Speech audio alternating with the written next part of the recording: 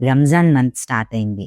ఈ హోలీ మంత్‌లో షుగర్ ఉన్న వాళ్ళు ఫాస్టింగ్ చేయొచ్చా అని చాలామంది అడుగుతుంటారు.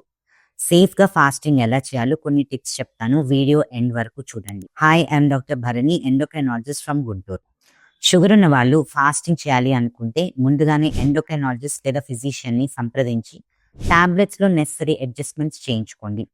డైట్‌లో కొన్ని టిప్స్ పాటించాలి. సుహూర్, ఇఫ్తార్ సమయాల్లో బ్యాలెన్స్డ్ మీల్స్ తీసుకోవాలి. అంటే కార్బోహైడ్రేట్స్‌తో పాటు ప్రోటీన్, వెజిటబుల్స్, ఫైబర్ తప్పనిసరిగా ఉండాలి. వాటర్ ఇంటేక్ ఎడిక్వేట్‌గా ఉండాలి. డీహైడ్రేషన్ అవ్వకుండా జాగ్రత్త పడాలి. షుగర్ లెవెల్స్ రెగ్యులర్‌గా చెక్ చేసుకోవాలి.